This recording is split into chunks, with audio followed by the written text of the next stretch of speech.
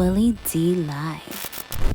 It's Willie D, y'all, back with another episode of information and instructions to help you navigate through this wild, crazy, beautiful world. In the studio, Guy Torry. What's up? Guy Torry in the place to be. Got kicked at your mama's university. What up, man? Do you ever rap? No, man. Yeah. Christmas time. Yeah, I'm a good rapper at Christmas. I mean, you never fantasized about it? You know, I did, man. In college, man, I me and a couple of my homies in college had a rap group called Brothers Like Us. Okay. And I was a big fan of Flavor Flav back then, because this is 87. Don't tell me you had that clock on, I was man. Tasty T, man. You had a clock on? Yeah, man, I didn't have a clock, but I was mimicking Flavor Flav, man, because I felt we looked alike a little bit. So that was one of my early idols. Yeah. As weird as that may sound, but yeah, I was Tasty T, man. Don't tell nobody else that. Yeah, that's man. I probably won't, man, I was young, man. I can't even think about it was the calling 80s. a guy Tasty. Anyway, man, look.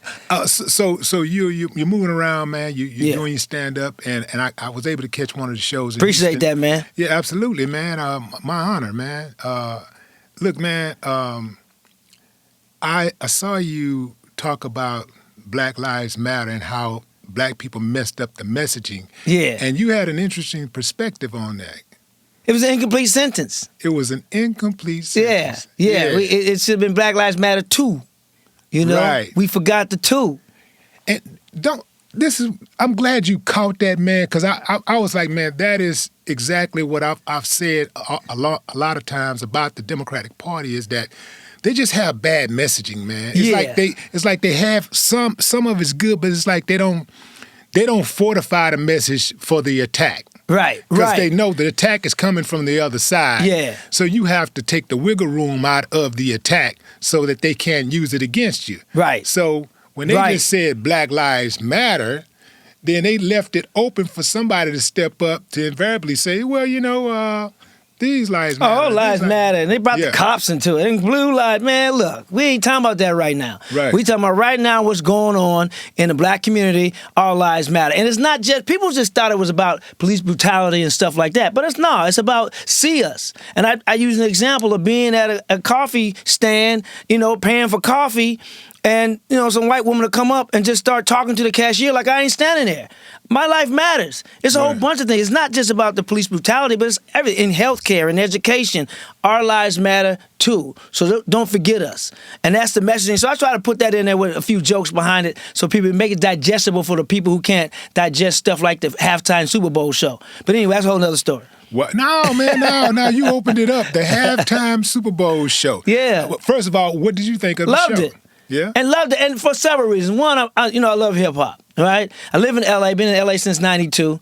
I was born in California, so I'm West Coast for sure, right? Also, I remember seeing Kendrick years ago when he was like, this may have been 2012, 2013. I was hosting a show in Austin, Texas for South by Southwest, and the whole Top Dog Entertainment had rented out a bar to do shows, and it was all on Schoolboy Q, Ace Hood, Kendrick, and I kind of knew who he was, but I wasn't sure. He hadn't really broke yet. But in this bar, man, it was like packed with young white boys, like from 18 to like 40, and they knew every lyric, every song. This thing was still like on YouTube Underground, and I'm like, wow, they were into Kendrick way back then. So to see him play the halftime show was like, bam, seeing him go for that to that was made. And the same thing happened to Nelly. Being from St. Louis, man, I saw in the Super Bowl, when the Rams went to the Super Bowl against the Titans, Nelly and the Lunatics were trying to get us to get the DJ at the basketball game during NFL weekend to play their song. And they played the song. It was Country Grammar. And this was like end of January, February 2000. That next year, Nelly played the halftime Super Bowl show. So in 365 days, you went from trying to get like your demo played at an NFL Experience weekend during Super Bowl weekend to playing a halftime show with Aerosmith the very next year. So seeing cats go from that infancy stage to a major platform, I got love for. But Kendrick, man, he killed it. And those who didn't get it, like especially the white people didn't get it, was the ones who voted for Trump. What about the black people who didn't get it? Black people didn't get it. You probably voted for Trump too.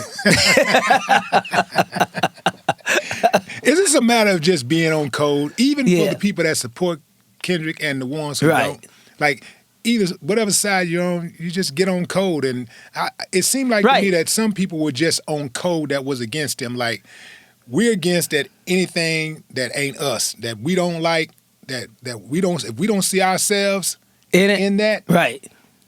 we're going to be against it. We're riding against it. And it wasn't for everybody. And just like I went to the Super Bowl in 2019, Rams, who was the Rams, Patriots, and I think it was Maroon 5 that played. What's the group with the dude from American The Voice, Adam Levine. His group was what? Maroon 5? Is that his group? Is that it? Whatever group it was, they played the halftime show. I think That wasn't for us. Maroon 5, right? Yeah. That wasn't for us. Yeah. So Yeah. it ain't gonna be for everybody. Right. Why is it that some people just have a damn hard time when it's black, but if it's other people, we just accept it and move on? Exactly. Like, we don't bitch. Yeah. We don't raise hell. You know, Right. like okay, the Oscars. Okay, Oscars so white. Okay. Okay, that's it. Yeah. But everything else, like we see people doing their thing, and we might have a little comment or whatever, but we don't lose our shit. We over don't. it. Like, say for instance, Beyonce, best country Grammy for best country artist, Yeah. best country album, right? White people went into a hysteria, like Black Lives Matter. Oh my God, how could she? But when the white boy won the dunk contest in the NBA, Right. we didn't protest and get mad. It's like Right. he won. Let him have it. Right. So if we don't cry about white boys winning dunk contests, which is, it has no color, but come on, we own that. Then don't cry about, Beyonce winning best country album. Yeah. Well, especially when we started country. Yeah, you know? exactly. And especially with the fact that she's from the country. Exactly. I mean, we this is the South. You know what I'm saying? Yeah. Like, Texas, this baby. H-Town, baby. You know what I'm saying? This is when I say country, meaning that Texas is the epicenter of Absolutely. country music. You know what I'm saying? It ain't Tennessee. It ain't Nashville. Nashville. Well, it ain't all, I love Nashville, but it ain't all. It's Come Texas. When you own a genre. When have you ever seen a cowboy or a western movie that was based in Nashville? It's Texas, California, man. Absolutely. You know what I'm saying? Mexico. Arizona, Mexico. You know what I'm saying? Yeah. Yeah, don't be hating on my girl, man. Yeah, man. It's like, Yeah, man. artists, y'all don't own it. When Macklemore won Best Rap Album one year, well, maybe we did have a little bit. Well, we knew we knew it was fraud, but we still didn't have the reaction they had. Right. I mean, they lost their shit. yeah. It's people comment that don't even like music, period. Right. They don't even like hip hop, period, and they commenting. Right. Like they don't have no understanding of the music at all, but they got something to say about it, and that is because they didn't see themselves. Because if I can guarantee you, if you were to put any white artist on that stage, and it could have been hip hop. Right. It could have been a white artist that talk really vulgar, and it could have been the Too Short version or the Too Live version or the Ghetto Boys version Ghetto Boys, of yes, a white sir. group, and they would have celebrated. They wouldn't have. They either would have celebrated or had nothing to say. Exactly. So we know it. So we know what that's about, and so Cut and dry. Just so y'all know in the future, when y'all do stuff like that, when you get overly excited and triggered by stuff like that, you telling on yourself. Yep. You letting us know exactly who you are. Yeah. Him sensitive. Him sensitive. You was talking about I really wanted to go back to the BLM thing. Right? BLM. So we know that the messaging didn't quite hit with you, right? Right, and then it didn't help that it was a little fraud behind it too. That didn't help the cause either. We gave, the money was kind of misappropriated from what I allegedly. So that didn't help. Now I'm not okay. I heard about that, right? And I'm not sure if those claims were substantiated. Allegedly, I'm not sure. But even if there was some fraud, BLM is a huge organization. Right. And I'm not defending it. I'm just giving you the facts. Absolutely. It's a huge organization. They have multiple chapters around the country. Right. So if one person that works for one chapter does something inappropriate with the money, or two people does something inappropriate with the money, do you throw the baby out with the bathwater? Because I know they don't do that with the Red Cross, and I know it's a lot of theft going on at the Red Cross. I know it's theft going on at Blue Cross. And all them crosses. And all the crosses, Even right. the Jesus Christ cross. Exactly. There's a lot of stuff going in the church. Yeah, so do you throw the baby out with the bathwater? No, you don't. But with like us being black people, when one black person mess up, they all blame all of us. I know. But so same thing with BLM. If one chapter messes up, they're gonna throw everybody into the and knowing that under the bus. And knowing that and understanding that it is unfortunate that they try to hold us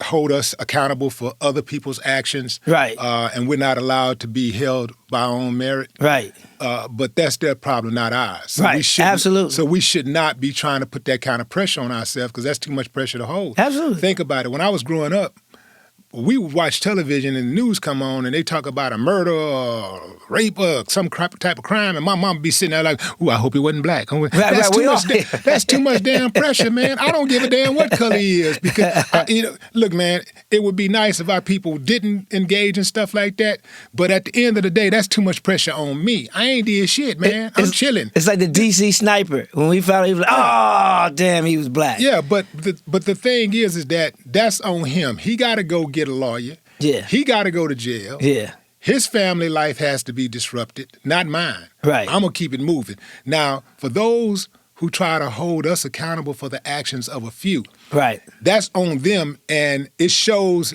their lack of intelligence and how ignorant they are. It has nothing to do with me. Right. So I think we have to get used to that, just like we have to get used to not over tipping because we hear how black people don't tip. I'm guilty. Yeah, and I've been guilty of that too. Yeah. I've been guilty of that too. But do strippers count? The strippers count. Overtip? Everybody count, man. Strippers are people too.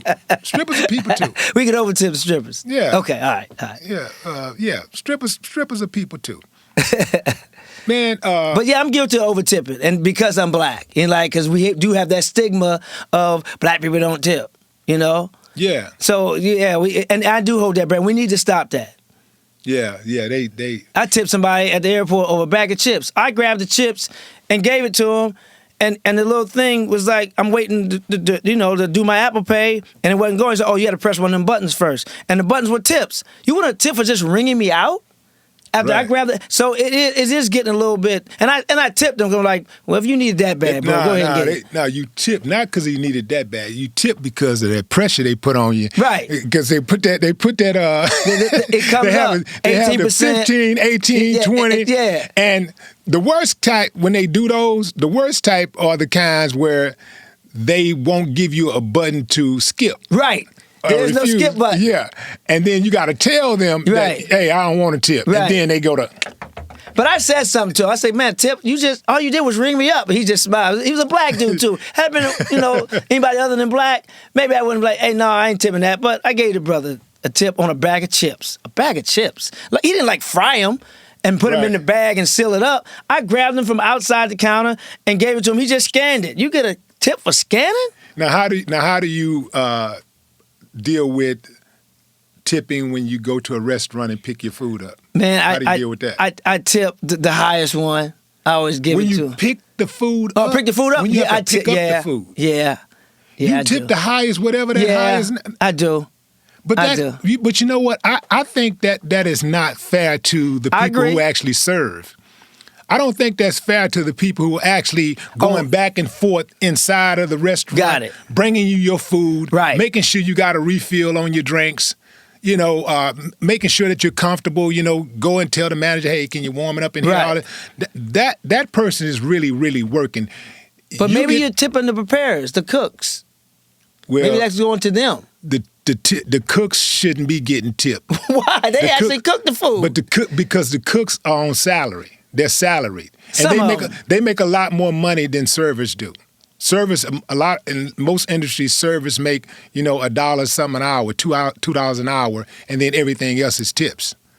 All right. So they're on salary. They're getting paid a lot more money. Look, man, the bottom line is these restaurants, they should pay their employees a fair wage. A fair wage, absolutely. That's what should happen. And the onus should not be on the customer who's already paying for their meal and service to pay additional service. And then there's other little fees in there, too, that you got to look out for, too. Man, what about when they? I know these servers get mad at us right now. Hey, man. Well, people in the hospitality industry like these motherfuckers. Hey, shut up, spitting out food. No, we got to speak for the people, man. Yeah. What about when they include a gratuity already, right? And then. But they don't tell you; they just hand you the bill, right. and then it shows another spot where you can put a service, right, an additional and a service, tip, right, fee. That now, here's the thing with that is some of them will tell you, right? Yeah. Some will tell you with a gratuity already included, you're not obligated to tip anymore, and I always do. But Right. but if the service was bad, then I don't. If the service was good, then yeah, I'll give them a little bit more. Have you ever refused to tip point blank? Period. Oh yeah. When you sat down? Oh to yeah. eat, you refused. No. If the service was bad.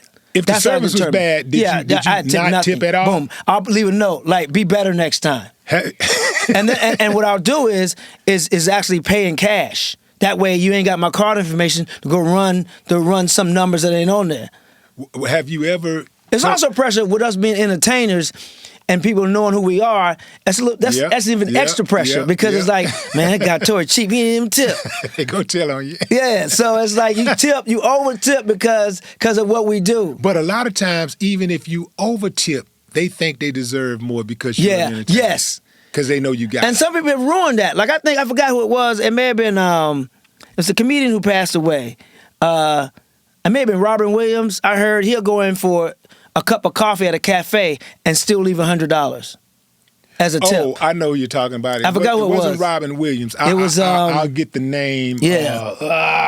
It wasn't George Carlin. Who was that? It was somebody.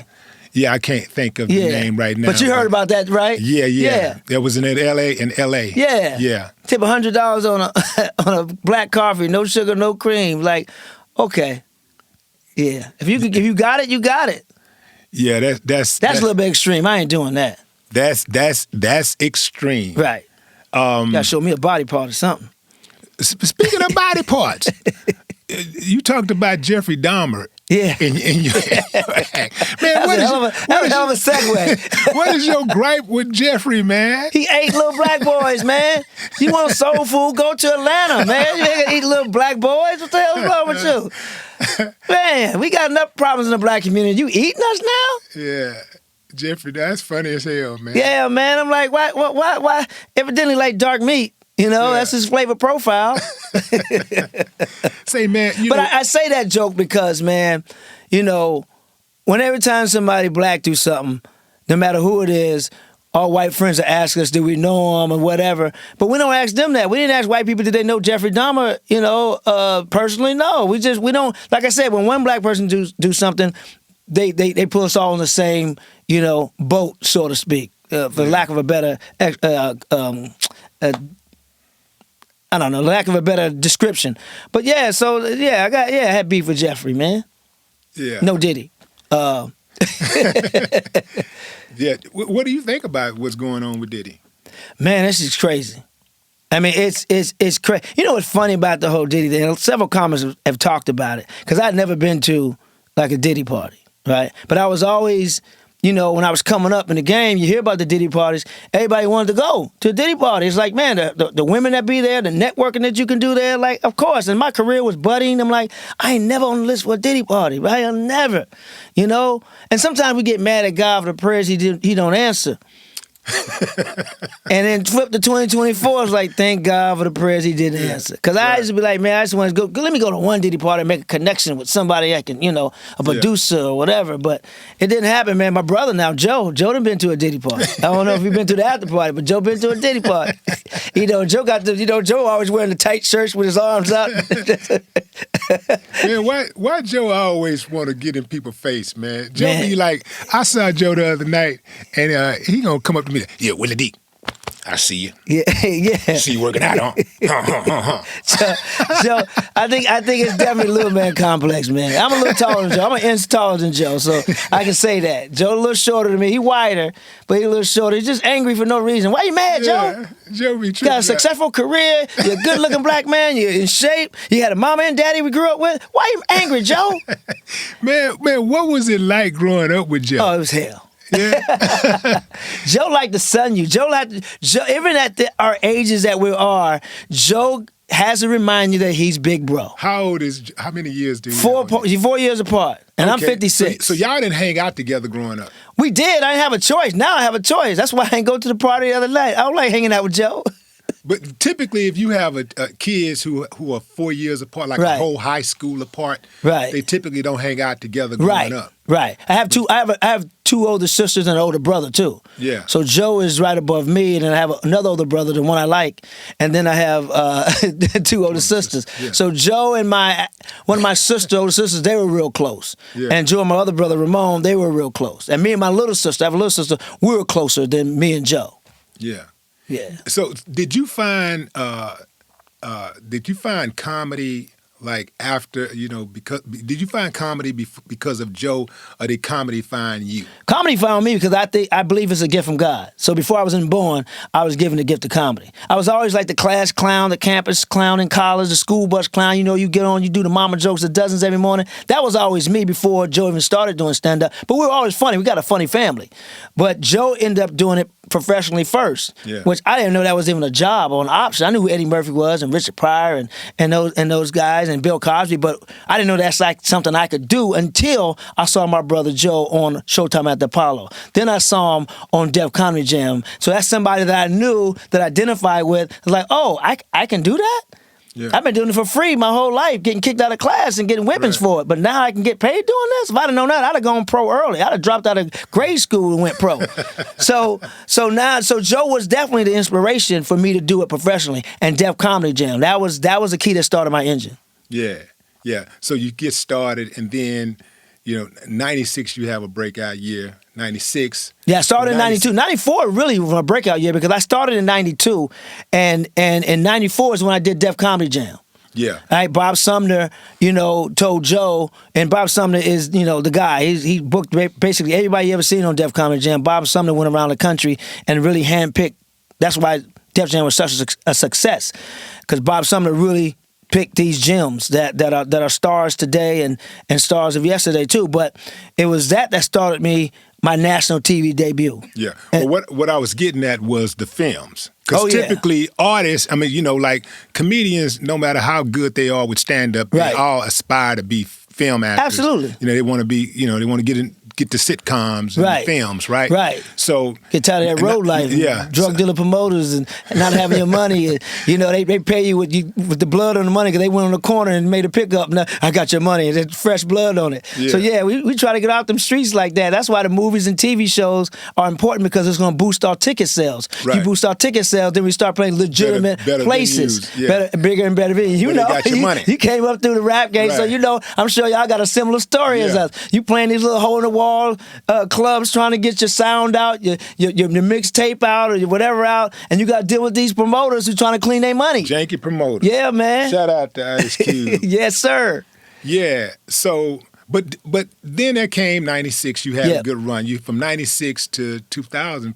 2000. Yeah, into the 2000s. You had Yeah, a good to the run. 9 and the then, 9. But then you were on a nice little run right there, and Right. then in 2000, I think it was 2007, 8, 9, you kind of like disappeared. Yeah. What was going on right Well, I there? disappeared and on film and TV. On film, yeah. on TV, I right. just kind of, at the time, man, I just kind of got tired of.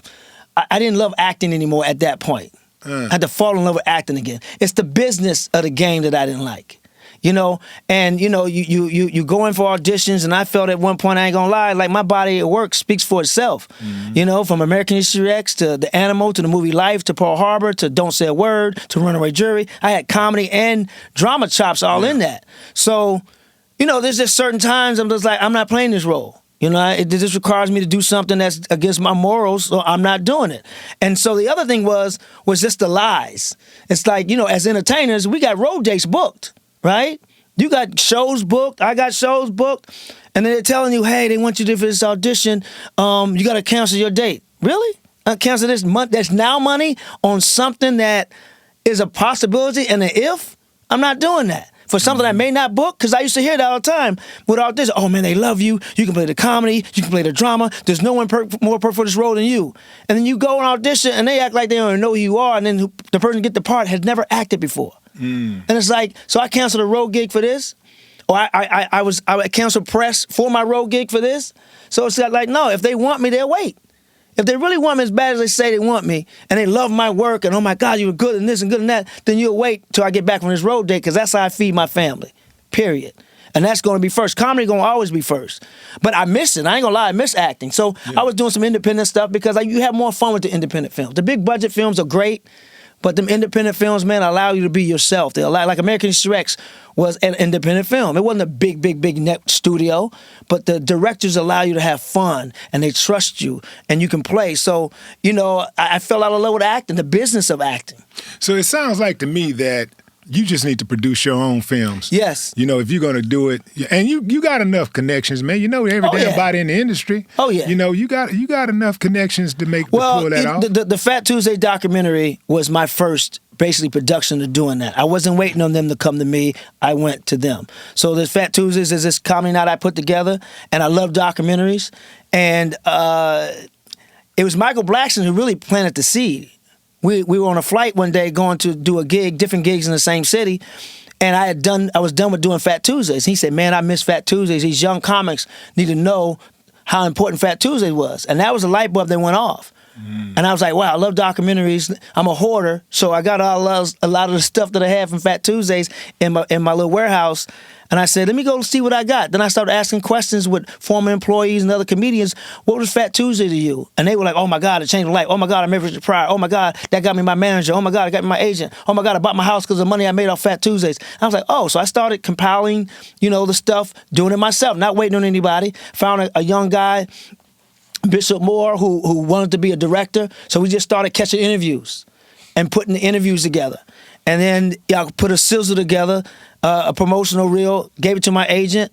They loved it, and we started taking it out and shopping it. But that was me doing all the work, doing it myself. See, Hollywood really don't make stars when it comes to black people. Mm-hmm. We do all the work ourselves, and when we get to a point to where they feel like they can cash in, then they come fuck with us. Hip-hop, Kings of Comedy. Yeah. I was hosting Kings of Comedy tour. We were selling out arenas. Back then, nobody gave a fuck. We got back to L.A., we were rock stars on the road. Got back to L.A., we were like really nobodies. And then, it wasn't until Spike came aboard and took it to a whole nother level. I had left the tour by then, but we were doing all this stuff. We built ourselves up. Just for clarity, when you say you hosted the Kings of Comedy, I thought Steve Harvey hosted. I was the original host. You was the original host. Yeah, it was myself, Steve Harvey, Bernie Mac, and Cedric the Entertainer. It was us. And from 98 to 97 to 98, I was the first host. It was yourself, Bernie Mac, Steve Harvey, and Cedric. Yes. And how did you end up not finishing the tour? Because I left. Why'd you I leave? was doing comedy 6 years at that point. They already had 15 plus in the game. And I had learned so much from being with those guys, man. I was a comic when I started, doing Kings of Comedy, and I wanted to be a comedian. It's a big difference between a comic and a comedian. A comic says funny things. A comedian makes things funny. And you see in my show. You make things funny. So I made things funny. So I went into the clubs. I hadn't played the club circuit like I had been in the last few years, doing 6 shows in a weekend, headlining. And that's how you build your act. That's how you build your act. So I left the tour. I announced it on BET Tonight when Tavis Smiley had his show, and they were shocked. I said, I'm leaving the tour. And they were like, well, I said, I'm going back to the clubs. And then I booked a TV show, making 10 times as much as I was making doing the tour. No disrespect to the tour, but I booked a TV show, a series regular called The Strip on UPN. Played a Vegas cop. So I went and did that, and I got in the clubs and just started working on my act. Instead of just having jokes, I had an act now. So I left voluntarily, and then they wanted me to come back, but the money just didn't compare to, what I was making doing TV. So then they added DL, which was a great add to it because, he was selling out theaters by himself, 5,000 seaters anyway. And that's how I think how they determined what the Kings were. I was more the prince of the Kings of Comedy because I was a baby in the game. So when they added DL had the show on ABC, which was smart because, he's a king, and 2, he had that crossover audience having a show on a major network. So they added DL to the tour. They moved Steve to hosting because he was closing the original Kings of Comedy tour. He hosted, and then I think they had Bernie closing when they did the switch up. So that's what happened with the Kings of Comedy. Do you ever regret it? There's some part of me like, man, because they were actually going to shoot the Kings of Comedy movie when I would still do it. James Lasseter and Will Smith, Overbrook Entertainment, was meeting with Walter Latham, who created Kings of Comedy, about shooting it. I don't think the numbers were right. So then, I left, and then after I left, I guess the numbers got right. They brought in Spike, and they shot the movie. But, I don't look back, I look forward, and it wasn't for me. D.L. Hughley replacing me is, come on, look at his career and look at D.L. Hughley. That was a good switch off. Yeah. Yeah. So life. And he was one of my mentors too. All those guys were my mentors. Like when the first road dates I ever did. Oh, you getting superior game. To be that young. Oh yeah. I'm saying to be that young yeah. in the game and to be around those type of guys. Oh man, those seasoned veterans. And that's the blessing. Between having a brother, Joe, who gave me a lot of game and allowed me to live rent free for 4 years with him, that was a pressure taken off of me. Being a PA, a production assistant on a Martin show, and Martin always in my ear. Guys like T.K. Kirkland, who's an OG, who's giving me advice. I was blessed enough to have those Cedrics and Chris Rocks and Bernie Macs and Steve Harveys and DLs in my ear, just giving me game. Even Yvette Wilson, rest in peace, when we did Def Comedy Jam tour, and Ricky Harris, rest in peace. Those are my OGs. Those was guys that were always in my ear, and I was always asking questions, being a sponge. So I had an advantage from a lot of other comedians because I was getting all this game, but I would spit game to my counterparts. What they gave me, I was sharing it with, the other guys in my peer group. And who are you sharing that knowledge with now? A lot of young cats, man. One of the young cats is always asking questions. The reason why I love this cat, and he was in my documentary, is DC Youngfly. DC Youngfly got an old soul. And DC Youngfly always coming up. Because a lot of comedians his generation, like, oh, you OG Jeff Jam niggas, man. Y'all ain't relevant no more. But DC Youngfly was like, hey, OG, hey, man, drop any gem you want on me, man. I'm here, man. I appreciate y'all who paved the way. That's why a lot of OGs embrace DC Youngfly like that, and that's why he's as successful as he is, because he's a sponge, and he's willing to learn, and he's not afraid to say that he don't know something. We were talking to him one time, me and Mark Curry was talking to him about his premises. Like, yo, man, you got great premises, and da-da. He was like, I ain't gonna lie, OG, what's the premise? Now, he could have stood there and been like he knew and just, okay. But he had enough humility to ask, what's the premise? And we told him what the premise was. It's how you set up the joke, the topic of the joke. That's your premise. Oh, okay. So he was doing it without knowing what it was really called. So you respect guys like that. So I think it's my duty to talk to the young comedians, the black ones. I always spit game on a young black comedian. No, I just do, because we have a disadvantage, So when I come up on a black comedian on the road and I see him doing something wrong, I'm gonna pull him to the side and tell them what they're doing wrong. Why this club ain't booking you? It ain't because they racist. They need every comic, but your act ain't there. Your act ain't universal. Your act ain't real. You gotta talk about your life, your story. And so I always spit game to the black comedians, male or female. Yeah. Is there a laughter or a laugh, not from the crowd, but someone in your personal life that you'll never forget? My dad had a great laugh. I'm named after my dad. I'm most like my dad. And Joe's older, so my dad named me after him. Because he knew who was going to be the funnier Torry. But anyway, my dad laughed, man. Our dad passed away like 10 years ago, man, and he had a great laugh. It was infectious. Yeah. So, yes, my dad laugh was the one that always used, because he didn't laugh much. So when he did laugh, it kind of almost reminds you of Bill Russell's laugh. You ever see Bill Russell laugh, and it's that laugh that's infectious. Yeah. So my dad laugh was the first time. It's funny because the first time I ever did stand-up in front of my dad was in St. Louis. And I've been doing comedy maybe barely a year or whatever. And we had never cursed around our parents. We grew up like that. Dad was OG, military, drill sergeant, Vietnam. We went with that cussing. But black people don't cuss back at their parents anyway, especially when you're kids. So I was doing a show in St. Louis, and I was nervous as hell. I'd never cussed in front of my parents before. And I'm in my hotel room nervous as fuck. I was nervous. So now he come in the room, my hotel room, like, look, go out there and do your best. No disrespect. I know you're going to use some language that we ain't used to hearing from you, but it's okay. There's no disrespect. Go and do your thing. I said, you sure? He said, yeah, I'm sure. I said, now get the fuck out. I'm trying to focus. And for a minute, he did this, and then he burst out laughing. I was like, oh, okay. All right. He was cool, and he laughed. He gave me a hug, and I went out and did the show, and it was a great show. That was the first time you cussed in front of your dad? First time I cussed in front of my dad. Get the fuck out, man. I'm trying to focus. And he laughed, man, but he paused for a minute first, though. He paused. Yeah. And that pause seemed like it was an hour, but it was only like maybe 2 seconds.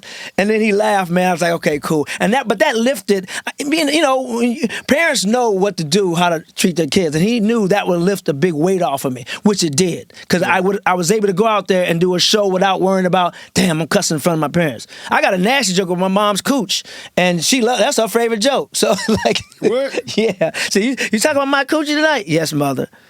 Did they laugh? Yes, mother. You're such a good son. Your mom said that? My mom, and she's a church lady. She's a religious woman, right? Huh? She was a what? religious My mom woman. is Catholic, but she speaks in tongues, and she's from down south. She'll throw a root on you, too. What's the joke? I can't. If I give it away, it won't. It's just about her having sex, catching her my dad having sex. Oh, okay. Yeah, and there's things my mom would say, in the heat of the moment that she didn't know I heard. But yeah.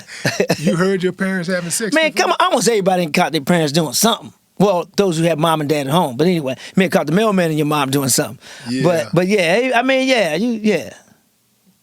Yeah, thinking back, yeah. Yeah, you don't want to hear. You can't unhear it. Yeah, it's hard to see that. Robert. Becky, Robert, Becky. Then you hear that snore. Pops and fell asleep. What about nieces and nephews? Oh yeah, love them. Got a bunch of them. Yeah, my siblings been fucking. Are you the fun uncle? To some of them. Yeah. You ain't supposed to have favorites, but some personalities you just click with better. Yeah. So yeah, I used to say I'm a deadbeat uncle, because I used to didn't just do anything. But as they gotten older, then I hang out with them. Like Joe's son is doing comedy now, Cameron Torry. Yeah. Right, and so I'm mentoring him a little bit. What Joe did for me, I'm paying it forward and helping him out. I take him on gigs with me sometimes and let him open up, or we'll sit down, have a cigar. We'll go over his material and work on his premise and his point of view, and to write bad jokes about his dad so I can get my payback. And so, and I have a nephew who's a professional soccer player overseas. We're kind of like alike, so he's good. I'm always giving him advice, because sometimes you can't hear stuff from your parents. But I'm his favorite uncle. Sorry, Ramon. Sorry, Joe. I'm the favorite goddamn uncle. So he'll come. I pray with him. He's a good dude, and I give him advice and everything. So yeah, I'm pretty cool with my nieces and nephews. Yeah. Are there any special things that you want to do besides film? Besides, I'm talking about in the entertainment industry. Yeah. Is there anything outside of film and stand-up that you really want to do to make a mark, to leave your mark? In front of the camera or behind the camera? Either way. Well, I think I left my mark. My mark is already left. Fat Tuesdays is what I think defines who I am as a person and as a servant. I'm a Christian, so I believe in God, and I believe we're all given a gift, and with that gift, you serve a purpose, and your purpose is to serve, and how you serve God is how you serve other people. And Fat Tuesdays gave a platform for comedians to showcase their talent. And I feel like that's my mark. Do I want to leave more? Yes, I will leave more, because I've been given these assignments. God plants these seeds, and if they don't succeed, it's nobody's fault but mine. Because if he plants a seed, it's a seed of greatness. And all I have to do is do the work. And I take that seed and put it in the right soil, put it in the right sunlight, give it the right water, and it's going to grow into what it's going to be. If it fails, it's nobody's fault but mine. Because once you do your work, after you plant the seed, he comes back in and take it to the finish line. So there's a lot of other seeds he's planted in me that I'm working on right now to help. My goal is to help black comedians, period, and tell our stories. Our stories aren't told enough. Right? We're court jesters, we're clowns, but if you really dig deep in the service of comedians, man, we're healers, we're helpers, but we're also hurt. Comedians are dark. Most of us are dark on the inside. We do stand-up to bring light to those dark areas in our life, and we're healers, so we laugh at our pain. So, and these stories, comedians have great origin stories. Great origin story, where we came from and where we are and where we came to. We are the roses that grew through the concrete. You know what I mean? So I want to help tell those stories. I take that back. I'm going to help tell those stories. So I feel like that's my purpose. And that's my lane. I'm going to stay in that lane. And I want to tell, comedian stories, especially the female comics who get a really raw deal in entertainment, period, and even in life. But their origin stories are amazing. Lunail's origin story is crazy. Flame Monroe story is crazy. All those comedians, Samore's journey is crazy. Even Monique, their origin stories and what they had to deal with in a male-dominated field as female comedians. Promoters trying to fuck them out of their money and fuck them literally, and other comedians trying to fake writing sessions, but they really want to fuck. The stuff that female comedians got to go through is insane, and so that's just comedy. Look at the other parts of the work industry that women have to go through. So I feel like that's my mission, that's on my heart, and that's what I'm going to do. Yeah, that's noble. How do you deal with the duality of being, Guy Torry, the comedian, and Guy Torry, the person, the man? It's a good question because I'm tripolar. It's me, myself, and Guy. Yeah. It's three personalities, man. There's a saint, there's a sinner, and there's the silly dude. You know what I mean? So I'm really the same person most of all, but sometimes if you've seen my show, it is tripolar. I talk about politics, I talk about sex, I talk about relationships, I talk about religion. So that's all my personalities. I'm multifaceted. There's many sides to Guy Torry to sound like a boxer talking in third person. But I many parts of Guy Torry. And when I'm doing a show, when I'm headlining, you see the full album. Like I'm on tour right now I'm doing some dates with the Legends of Laughter tour with Samore and DC Curry and Lavelle Crawford and Gary Owen and we throw some other comedians on there and I do a few dates with them. So that tour I'm giving you a single. That's my single. That's my hot single. But when you come see me headline, that's the album. That's every song. That's every joke. You get a full point of view of who the hell I am. The good, the bad, the ugly. The saint, the sinner, the silly dude. Crazy, sexy fool. That's me. Yeah. Was you a crazy, sexy fool for Valentine's Day? It just passed. Man, I'm single, so I gave my mama some flowers and brought her some lunch. That was my Valentine. Yeah, you don't really celebrate Valentine's Day? I mean, if you're doing what you're supposed to do, it's really every day. But of course, that's the day they recognize, and you make it a little bit more special for whoever your significant other is. Yeah, but it is what it is. When I was married, of course, Valentine's Day was big, was huge. Yeah, of course. Man, how hard is it to be serious, man, when you're a comedian, for people to take you serious? It's hard, bro. And people don't understand that we're dark people anyway on the inside. So when people don't take you serious, you get a little annoyed, because they expect us to be on all the time. Anyway, you from the show me. Yeah, we got hands. I fight. And then I repent later. But yeah, it's hard for some people to take you, especially I'm short and funny, so they really don't take you serious. Yeah. I tell people, don't let these dimples fool you. Don't let these dimples fool you. What was it like when you met Pac? Oh, man. You met Pac on the set of Poetic Justice, right? They had already done shooting Poetic Justice, right? But they were doing some reshoots. So it was election day, and Joe said, man, they shooting some reshoots at the Sony lot. It was Columbia Pictures back then, Columbia lot. Let's go hang out. I'm like, cool. So we walking on the set, we're walking on our way to the set, and we bump into Tupac on the way out. And I'm like, wow, that's Tupac. I'm out in LA maybe a month, so I'm still bright-eyed and bushy-tailed. So we meet Pac, and he had that energy, man. He was mad because it was a case he was facing about somebody gotten shot, and he was like, man, I'm about to ride on these motherfuckers and food these motherfuckers. And Joe's like, yo, calm. And I'm thinking like, seeing the movie Juice, I'm like, this motherfucker Tupac can act his ass off, right?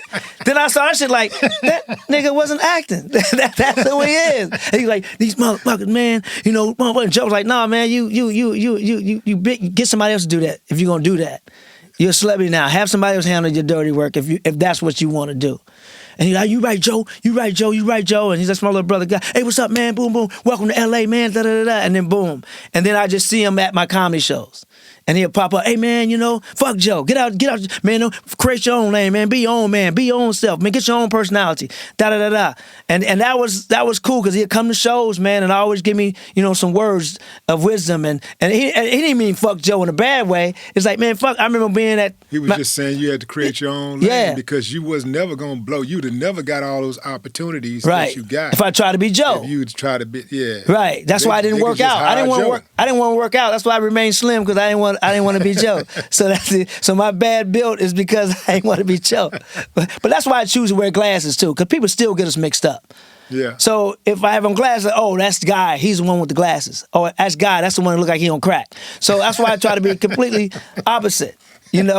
But Park was like, I was at this. I was hosting this open mic hip hop show, and it was right before Poetic Justice came out, and Park was in there. The Gemini was in there, and he just snapped, man, and went on one of them tangents, man. I was like, I was so nervous. I was like Mike Myers when Kanye said President Bush don't like black people. I was just standing like, thank you, Mr. Park. Back to you, Jim. So it was a crazy experience, but that was Park. You got the good Park, you got the bad Park, you got the passionate Park. You know what I'm saying? So he was just inspiration to allow me to create my own, get my own voice. Yeah. And stand up. And when did you know that you had your own voice? Oh man, Def Comedy Jam. When I did this comedy jam, I started comedy in 92. I did Def Jam in 94, which is crazy because, some of those guys have done comedy for years and didn't get a chance to do Def Jam, or it took them years to get there. I know I leapfrog a lot of people. That's why I took it very serious. So when I did Def Jam, man, that was one of the greatest feelings, I think, to this day, man, because it's New York City. You know New York. They don't just laugh at anybody. It's cold outside. People were standing in line for the taping for hours and got in. So now you got to come out there and make them laugh. Mm-hmm. And the first Def Jam I do a knock-knock joke. My first TV appearance ever, I do a knock-knock joke. And I did a knock-knock joke just to warm them up. And then I was going to have them cut it, and then but no, it killed so hard. I made them keep it. But that was it. And then once I got off stage, and when I did Def Comedy Jam, I was still a production assistant on the Martin Show, a gopher. So I remember doing Def Jam.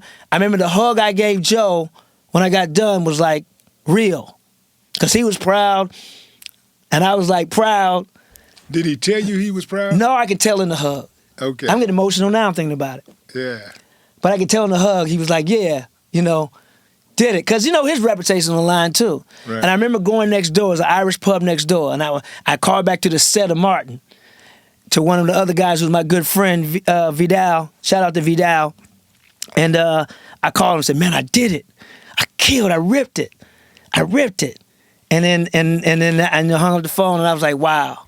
And because once I found out I was doing Def Jam, once Bob Sumner was like, you're doing Def Jam, he told Joe, your brother's ready. I do these fast, right? So I gave up meat, I gave up alcohol, and I was in comedy clubs every night, just grinding, because I knew I had leapfrogged a lot of people who deserved to be on Def Jam before I did. Damn, you gave up alcohol and eat meat. And meat. Yeah, man. In the comedy clubs and fucking. every night? I gave up, and fucking.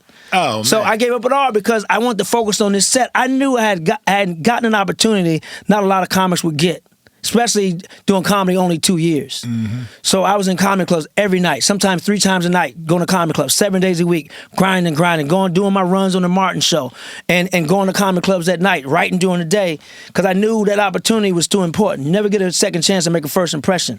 And because I leapfrog a lot of people, I wasn't going to fuck this up. You know what I mean? So I made sure I grinded, and that set was perfect. And when I got the Def Jam, I had the confidence to go on stage and do what I did. Man, you always seem confident in the roles that you play in film and television, and you always kill it. Every time I've watched I appreciate that. You always kill it. It's always right in pocket. It never looks like a stretch. It always looks natural. Have there been a role that you played where you felt that you did not kill it? Oh, yeah. The Animal. Yeah? Yeah, fucking Animal. Fucking Rob Schneider, man. This little insecure little bitch. Yeah, I hated that movie. I hated doing it. I didn't like doing it. I couldn't wait for it to be done filming and everything. Cause I shouldn't have let him, but I was new in the game at the time and didn't want to rock the boat. And I wasn't allowed to be myself. If you're gonna hire a comedian, you hire them because of what you like from them and what they did in an audition or what you've seen on stage. Don't try to change that. I can take direction very well when but in this movie, for someone who's not as talented as I am, to try to tell me how to act black or how to be this, how to be that way, because you're insecure, then I hate it. I tried to quit the movie 2 weeks before we even started shooting because we were doing rehearsal, and I saw in rehearsal that he was like, I'm like, yo, man, this ain't funny. This way, I know funny. I've done parts where people allow me to be me, and I can take direction. I don't want people to think, oh, you don't like taking direction. I love taking direction when I feel it's right. I can't sell something if I don't believe in it. And that role, because even in an audition, I did it the way it was scripted, and it was great. But when I got off script and they told me, do it your way, killed it. But then when Rob got to set and everything that I killed with in the audition, he was stamping out, trying to handcuff me. And I'm being respectful because he's number one on the call sheet and he's one of the executive producers. So you got to kind of like, sometimes other ethnicities are they fear what comes natural to us. I think that's why we as a race there's racism because there's ignorance and there's jealousy. We're some bad motherfuckers. We have to come through so much stuff. We are very resilient as a people. And whenever, no matter what you put on us, and still we rise. In the words of Maya Angelou, and still we rise. I don't give a fuck what you put us through. We gonna get through it, and we're gonna be great as a people. We're like, I say black people like air and water. We're gonna find a way in. Try to lock us out. We're gonna find a way in. Because we're that resilient. That's the gift that God gave us as a people, because he knew how fucked up this world was gonna be to us. So he gave us these extra talents. He gave us this resiliency. He gave us this strength. He gave us this wisdom and knowledge and the shit that come natural. Because we are great people. We're his people. So in that movie, man, I just felt like I was handcuffed because somebody didn't want, somebody stealing scenes from them. So that movie I can't even watch to this day. And I had to calm myself down because people used to come up, oh, I love you in the animal. And I immediately used to attack it. Like, oh, I hate that movie, da-da-da. No disrespect to the movie because I have the opportunity to work. Adam Sandler, shout out to Adam Sandler because he's the one who actually put me in the movie. So no disrespect to them. It's just the working process was not good on that particular project. And I did not like it, and I don't mind voicing it. I don't hide behind shit. I'm not fake. I'm not phony. You get me, I keep it a buck. And that was probably the worst experience I ever had in any type of production I've ever been in, only because of one person. The rest of the crew, director, they were all great. All great. It was that one little dude, Rob Schneider, who made it miserable. And I'm mad at myself, really, not him, for allowing me to allow that to happen. So I blame me. I don't blame him. I blame me because I took that shit. You ever checked him about it directly? No. He left a note for me in the club, a comic club, I think last year before last, saying he didn't know how I felt about it. Because I talk about it. I'm public with it. If somebody asks me a question, I'm not going to lie. Oh, no, everybody in Hollywood is fun to work with. No, fuck that. Be honest. So, and some other people that work with has shared the same story of haterism. So that's how I knew it just wasn't me. So he left a note apologizing and things like that. And, I saw the note and I looked at it and, I was like, yeah, whatever. I hold grudges, unfortunately. That's one of my flaws. I hold grudges. I'm still mad at the doctor who slapped me on the ass when I was born. I find that motherfucker and choke shit out of him. But I hold grudges, which ain't cool. It ain't of God. It ain't, but I'm working on it. And that's probably why I'm a hoarder, because I hold on to shit too long. I get that from my mama. But yeah, so that's the only thing only film I kind of probably regret doing, to be honest. Especially when you're coming off of movies like Life and Eddie Murphy allowed everybody to be themselves, I come off a sitcom Good News with Ed Weinberg, one of the greatest TV producers of all time, who gave me the green light. So you work with so many people who trust you and respect your game and allow that you're not going to fuck it up. Then, you come to somebody who's trying to really, really micromanage you and direct you, and you're not the director, then I got a problem with it. What set that you were on, what movie set did you learn the most from?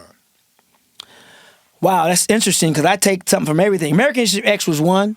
Ed Norton, learned a lot from Ed Norton. Phenomenal actor. I learned how to ask what camera lenses they're on so I can know how to move. If it's a tight shot, if it's a 3/4 shot, if it's a wide, so you know how to move. Just being on the set of Martin, watching Martin go off script and make that shit funnier each time. Being on the set of Life. That scene in Life when we're at the table and they're going around, what you in for? Man, we must have did 40 takes, bro. Because Eddie Murphy every fucking time had a different take, and every take was funnier than the previous take. And to see what he did with those words in that page was amazing. I did a short thing, a sizzle reel for a movie with Kevin Hart about some Christmas tree movie we were doing. It was a presentation for them to sell the script. And Kevin was the same way. The words on the page, were there as a guide, but he would go off script and make it funny. So when you work with people like that, plus I worked with Kevin Hart in a movie called The Last Stand that Russ Parr wrote and produced and directed. And Kevin Hart plays this comic who had he was a ventriloquist. He had a dummy, and he had a meltdown. And even back then, you go back to my old interviews on radio back then, I said, man, if Kevin ever decides to be a dramatic actor, he's going to kill it because he's killing this role. And if comedians learn how to kill our comedy ego and tap into our dark side when we're playing, dramatic roles, we're going to be great because that's who we are anyway. So a lot of sets were great to be on, man. The Life set, the Last Stand set, the sitcom Good News. I had a great cast, a great fun. We still meet once a month for dinner, just to rekindle stuff. So it's like the relationship. And so, man, those are some of the great sets I learned from. Being on the Kings of Comedy tour, right? Learning from Steve Harvey, learning from Cedric the Entertainer, learning from Bernie Mac. Me and Bernie Mac was together a lot because we were both shooting Life and Kings of Comedy at the same time. That's how I started smoking cigars, Bernie Mac. So what did Bernie tell you about Steve Harvey? His hate for Steve Harvey. Really the hate that Steve Harvey was doing to him and all this stuff. Well, he didn't really speak on it, but you can tell there was some tension there. There wasn't a love fest. There was tension on both sides, and I felt Cedric and I was in the middle of it. You know what I'm saying? Because we cool with both. And it was just that, two alpha males, butting heads. Did Bernie ever confess to you that he had a dream about knocking Steve Harvey out? No. There was no conversation like that. No, never. You never saw Bernie whipping out a knife or loading a gun. No, man. At Kings of Comedy Tour, man, Bernie would be in his damn dressing room, light up a cigar, get a can of MGD at the Miller Genuine Draft, the beer you used to drink, and we just sit and watch. But Bernie, man, I'm telling you, that Kings of Comedy Tour, bro, yet to this day, and I've seen the greats. I've seen the greats do stand-up, but I've never seen anybody tear a room down like Bernie Mac. When he left that stage, Kings of Comedy, he made sure he didn't leave shit left for anybody. Anybody. And I think, and it was crazy because I kind of think he did it on purpose. Because him and Steve had a little tension, he made sure, like, okay, come behind this. Come behind this. And Bernie, and my brother was telling me, Joe was telling me, they was on a Def Comedy Jam tour. Nobody wanted to follow Bernie. Nobody wanted to follow Bernie. On the set of Life, Bernie was funny. Bernie be holding court, making everybody laugh. Eddie laughed, Martin laughed. I mean, come on, man. Yeah. I mean, Bernie was just he was just different. He was just that. I know everybody talk about him, like to talk about Kobe once they're gone, then you appreciate him. But he was appreciated in life. He was appreciated in life too. Yeah. But now you can be like, God damn. In life, he was just acting like not just one thing to kill it on stage, but in his roles, he killed it. No matter what he did, from Ocean's 11 to Guess Who's Coming to Dinner to Pearl's Kitchen to everything. Bernie killed everything he touched. What's the most important piece of game he gave you? Be yourself. Sticks with you. Be yourself. It was like Pop. Be yourself. Always be yourself. Be yourself. Be your own man, guy. Be your own man. That was Bernie. Always just be yourself. And that's what I learned because he was himself. You know what I'm saying? Back then, Hollywood said they couldn't understand him. That's why he wasn't acting earlier in his career because they feel like they didn't understand him. But Bernie stayed himself. So he made them come to him. Right. He's like, I'm not changing. This is who I am. And, the thing with being comedians and also as you being, an MC, we can always go out and make some money. We can say no to those roles that we don't want to fucking play. Right? You can have us cooning and buffooning and doing things we don't want to do because we can always go make some money with that stand-up. A lot of actors, unfortunately, if that's all they do, they got to take some of these roles they really don't want to take. Because they done moved to LA, I moved to New York, they got this high ass rent, they got this car note, got this lifestyle they didn't live for themselves, and now they got to take this role they really don't want to do because ain't nothing else there. So to do stand-up, I can say no to that. I can take a break from acting and focus on stand-up or focus on producing or directing because I got a base, which is stand-up. You can't take that away from me. You could book me in comedy clubs. I'll go rent a bar room in a hotel and do my own comedy shows. I'll four-wall it. I'll produce it and star in it and do everything. So I'm going to find a way to make some money. At what point in your career did you get to the point where you said, I'm going to be myself no matter what. I'm still going to talk about politics. If I don't like a motherfucker, I'm going to speak on it. I know people be coming at me from time to time. I make them uncomfortable, but this is me, and this is what I'm comfortable with. You know, I always kind of been an asshole before that, but I became more aware of it as I got older, and you own yourself. Because DL gave me some very good advice very early in my career. We did a show. My first show, I think, on the road was in Bermuda. Right? We did a show in Bermuda, and he was like, "Man, you know what's so funny? When you start doing stand-up, you try to be everybody else but yourself, and after a while, you're just like, you know what? I'm just funny being me." And that's true. We try to mimic who we look up to, and we sound like them a little bit. Then we kind of form our own style. After hearing Pac, saying that very early in my career, you kind of find your voice and find who you are, and like, man, fuck, let me just be me. And then when I'm hosting, I was always the most myself. But when I started headlining, I was trying to be somebody different. And then I was just, man, if I can get the same energy headlining that I do hosting, I'm going to kill this bitch. I'm going to kill this game. I'm going to kill this motherfucking game. Let me stop right there. Yeah. Kill this bitch. Yeah, I had to follow up real quick. That can be edited in a whole bunch of places. You know they gonna get the sound back. Right. Yeah. And you stop. Torry said, I'm gonna kill this bitch. He's gonna kill the bitch. Man, you everywhere. Them blogs, I'm gonna kill this bitch. You alive, man. But so what I did was I finally got comfortable enough headlining as I was hosting, and that's my voice. That's me. That's who I am. And that's why you get so many different sides of me on stage. That's why the Guy Torry Comedy Show Live is the best damn comedy show, period. And I stand on that. I'm standing on business. Yeah. Yeah, you standing on business, absolutely, man. But to finish answering that question, because politics and sex and money and religion is who the fuck I am. So that's what I'm going to talk about on stage. So some comics are not wired that way. They get mad at some comics for not being political. If that's not who you are, then stay away from it because you may fuck it up. If you're not political, don't try to be political because you're going to give half-ass facts and you're going to look stupid. Right. But if that's who you are in your everyday life and that's what you talk about off stage, then bring that shit on stage. Just find it, make it funny. Everything doesn't have to be funny. There's some things you can just make a statement and that needs to be heard and then move on to the rest of your act, which is funny. So I feel like as a platform that God has blessed me with, it's my job to teach. It's my job to entertain. It's my job to get the message out that I feel needs to be put out. Period. Fuck the consequences.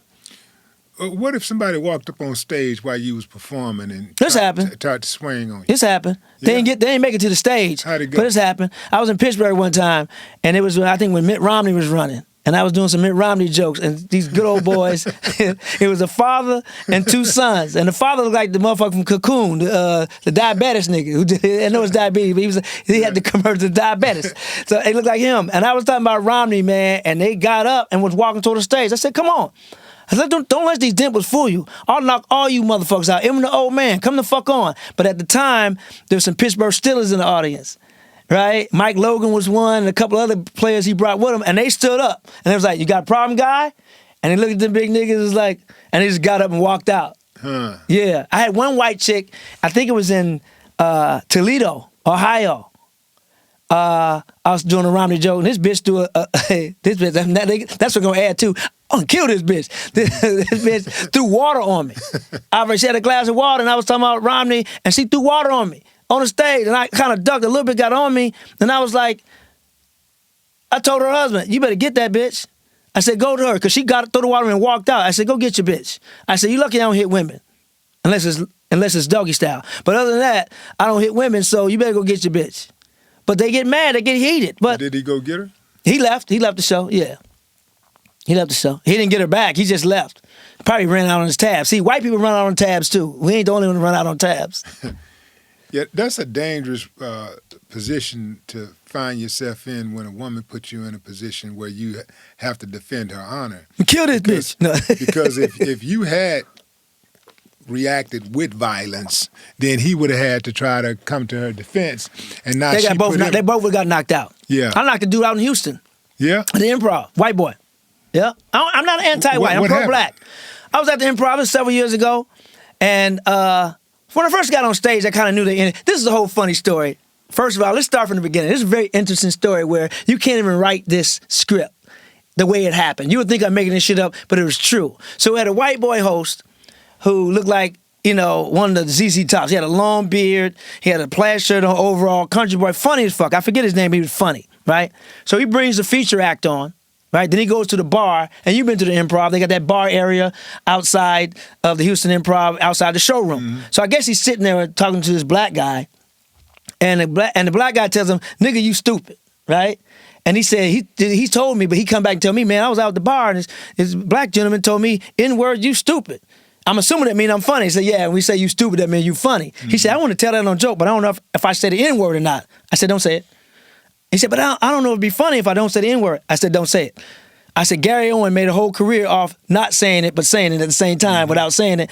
You can find a creative way to say it without saying it. Right. I said, if you're going to try it out, not this weekend. You can try it on somebody else's weekend, but I ain't one of them brothers that allow anybody other than black to say nigga, right? So, do the show, this white couple sitting up front, and the girl was really pale, like she was from Twilight. She was pale as hell. So I'm getting on them and whatever. It's all fun and games. After the show, I'm thanking me for coming out. I'm standing by the wall, right by the sound booth, saying thank you, come out, thank you for coming out. And this white boy walks up, he about 6'2", leans over in front of me, don't ever say anything racist to my girlfriend again, you fucking nigger. And I can feel it spit on my face. And I'm left-handed. Bow! Hit him. Step back. He fell into his girlfriend. They fell down the steps. I got a 2-for-1 that day. And then I grabbed some white people. Because I said, dude, you stay. You saw what happened. I need not only witnesses, I need white witnesses. When you black, you need, some white witnesses too to say like, so the manager comes out. He's like, oh, he hit me. And man, what's going on? You're a comedian, hit me. And then the white people and black people like, he called them the N-word. He called them the N-word. Says, no, we didn't. We don't have a racist bone in our body. And she was Thai, I believe, at the time, right? And she goes, well, they said that you did it. And he goes, well, what do you know, you chink? That's what he says. His words, not mine. And she's like, sir, get out of my club. And she escorted him out. As he's getting escorted out, he bumps into another black guy. Called him the nigger. He two-pieced him. Bip, bip. Now he on the ground talking about, why does this keep happening to me? And and I'm kind of like shook, like, man, that's the first show. I got another show to do, and you don't know what's going to come on that. Is it going to be a lawsuit? Is it I get banned from comedy clubs? Because I knocked this white boy out. And then I go back to the green room, and the comedian who had the conversation with earlier is like, man, that was crazy. I was like, see what happened when y'all say nigga? Mm. You couldn't have written a better script like that. Like, that's your answer. That's why you don't fucking say it. And provided better proof. That's why you don't fucking say it. But the police came and everything, but they knew it wasn't my favorite. So he got in my face and spit on me, basically. And I just, boom, I hit him with one piece, then he got 2 piece. And the guy that he ran into, that 2-pieced him, didn't know that I just had an altercation with him. And ironically, he was one of my brother's frat brothers, a Q-Dog, that Joe had me put on the list for that show, which is all crazy. Yeah. And how the universe works. Won't he do it? Won't he do it? Won't he do it? Now, you said that he fell, when you two-pieced him, when you pieced him up, he fell down the stairs. The only stairs at those 2 little stairs, like when you come in right by the sound booth, there's 2 little stairs before you get up to where the seats are. Okay, yeah. Yeah, there's only 2. Okay. And you walk in, there's 2 stairs right there, then the sound booth is to your left. Right. if you're walking in. Right. And there's 2 little stairs you got to walk That's up right. first. That's It was right. those stairs. Because she was standing by the stairs, and when I hit him, he bumped into her, and they both fell, and I got a 2 for 1. Yeah. So I didn't hit her. I hit him, and he hit her.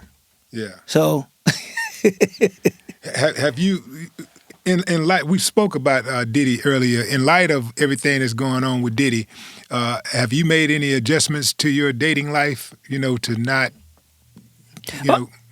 as an entertainer, man, you always got to make adjustments to your dating life, man. You always got to, put yourself in situations where, you can't be accused of anything. You know what I'm saying? And sometimes we are targets as entertainers.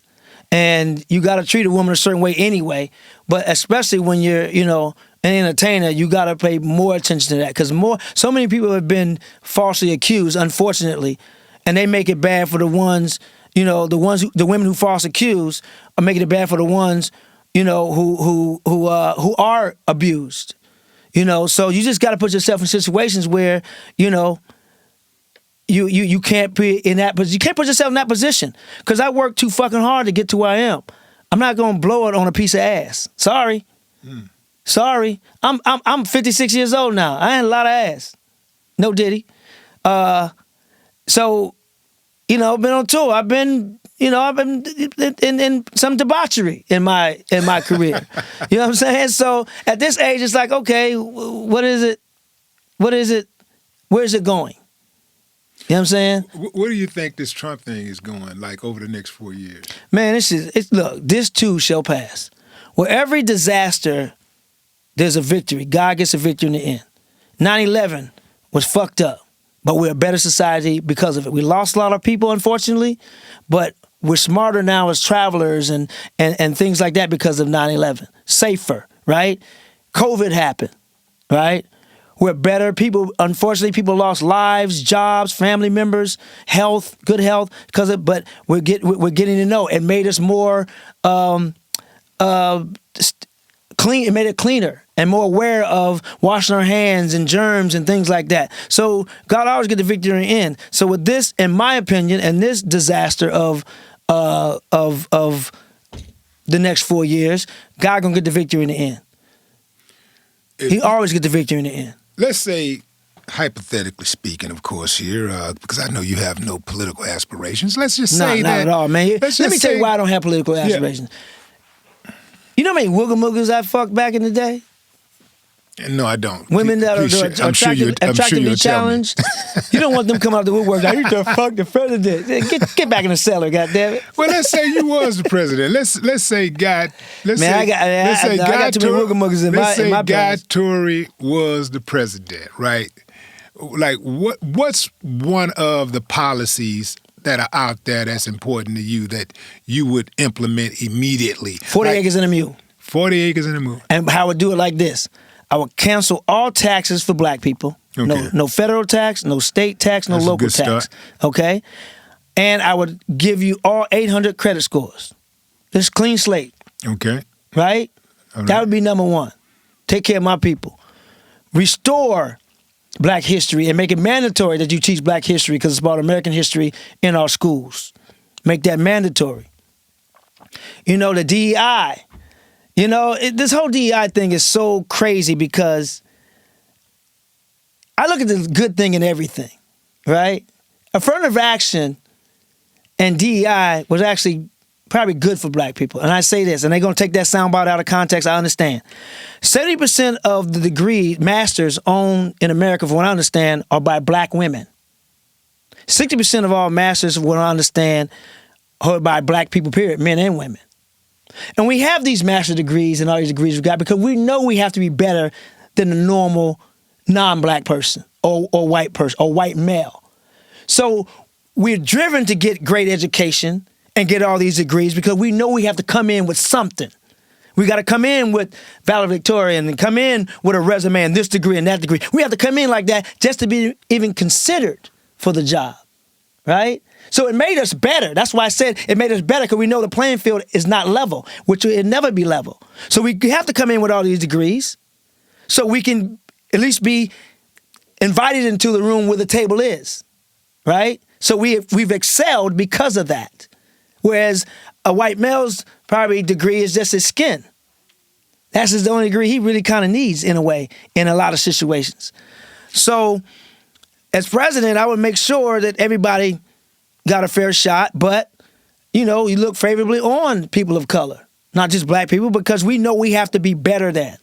I'll make, things better for women. This country is more sexist than it is racist. I'll make better policies for women to get ahead. I don't know about that. This country is more sexist than racist. Let me tell you why. Racism, boy. This motherfucker but let me tell you why. Let me tell you why. And I said it in my show the other night. Black men had the right to vote before white women. Black men had the right to vote before white women. We came from being slaves and being considered glorified pets and 3/5 human. We can vote, and white women still couldn't vote. That's more sexist than it is racist.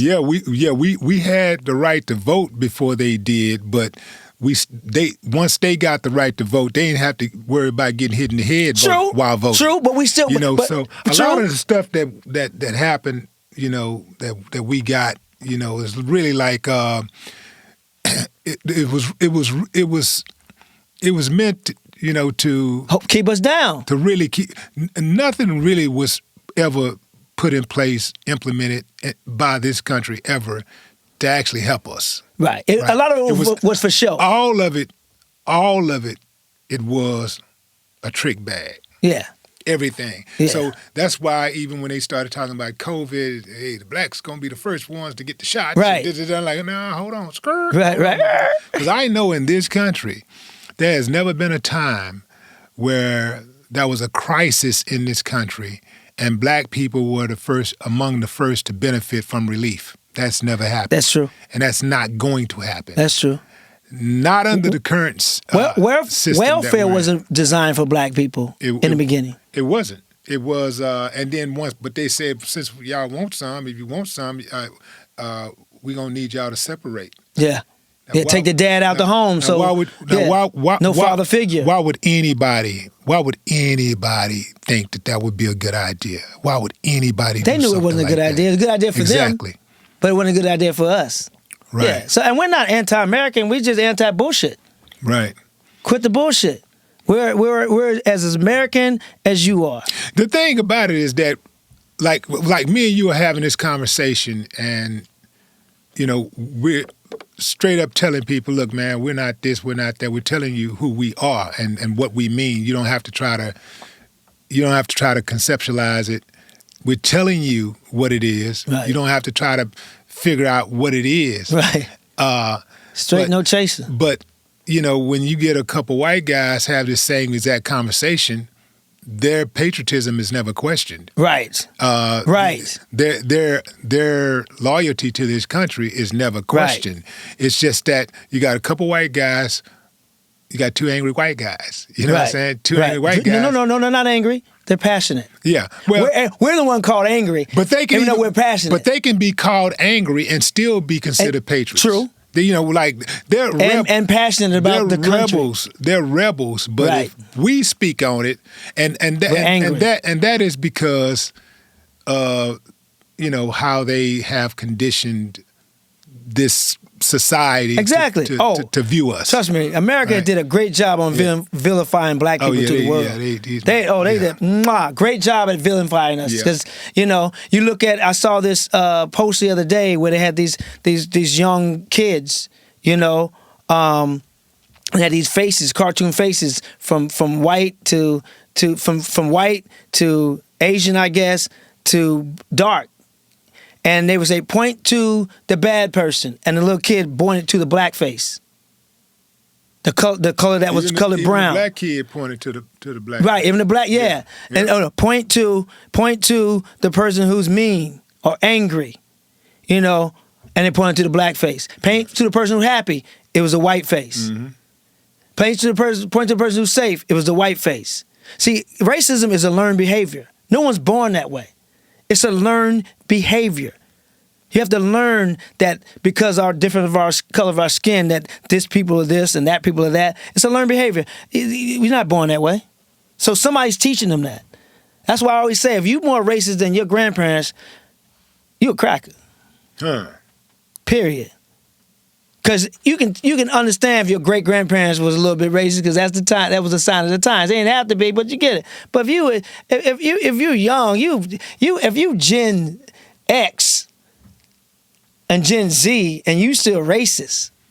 You really want to be racist. Yeah. You've been taught that you really want to be, because now at that age, you should have learned by now that it's wrong. And we all know right from wrong. Right. Dogs know right from wrong. They know when they shit in the wrong place, they look at you with a little sheepish look. Or if a kid does something they ain't supposed to be doing, they look at you. They all know right from wrong. Everybody know right from wrong. So you know racism is wrong. And you do it anyway. I always say that, for people, this is a shoe fit wear statement. If the shoe fit, wear that motherfucker.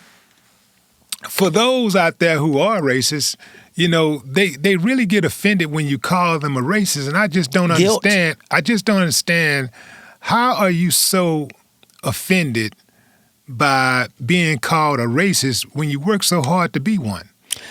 I tell you know why. what I'm saying? Like, you go out your way to be one, but you get mad when somebody call you one. It's like It's like somebody calling you a nice guy. You going out your way. You go out your way to be nice. And people say, you're nice, and you go and you accept it. Right. Like, thank you. Thank you. Appreciate thank you. It. Yeah. I think white folks who are racist like that need to get used to saying thank you when people call them racist. Right. Because they go out of their way to be racist. But you only get offended if something's true.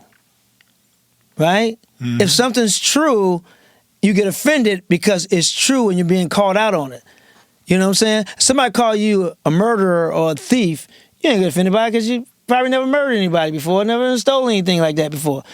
But if you're that thing, it's like, you see me. It's like calling somebody who's in the closet, who's gay, and they're in the closet about it, you call them gay, they get offended. Oh God, call me gay all day. I know I ain't gay, so they don't offend me. If you gay, you gay. Be happy about it. Say, hey, I'm gay, and live your life. Live your best gay life. But if you're hiding and you in the closet, you on the down low, and somebody call you gay, you get offended. Why did you get offended? You can't offend me with any title that I'm not. Period. That dude called me a nigga that day. He called me a nigga, and I punched him because I'm a nigga. I was about to say, I got a slightly different take on that, because if somebody can, I know I'm not a bitch, but if somebody call me that and they in striking distance, they know I'm gonna knock them the fuck out. You know what I'm saying? Because it's disrespectful. You know what I mean? Just being disrespectful. Right. But these cowards, of course, they say anything on the internet. But trigger fingers. But they know if I could reach out and touch their asses, I'd fold them like a lawn chair. I'm gonna tell you, like Tupac, like Joe told Tupac, you got too much to lose now. Have somebody else do that. Have somebody else do that. You got too much to lose. We need you. We need this platform. We need your voice. Have somebody else do it. The point is that, a motherfucker know what time it is. Right. That's Don't try me. Yeah. Well, you know that. You know how it goes. Yeah. Man. You know how it goes. Yeah. Man, I'm glad you came by, man. Man, I appreciate you having me, man. I've been looking at the show and like, man, one day I want to do that motherfucker show. I appreciate that, man. It's an honor, man. I appreciate you having me, bro. It's an honor to have you on the show, man. Especially, somebody with the resume that you have, with the character you have. You stand on business. Yes, sir. You one of the few, that a person can look at in this game especially and say, that's a solid dude. God got me, man. I ain't worried about anything. God got me. Yeah. Ladies and gentlemen, God Torry. Man, appreciate you, man. No more talking.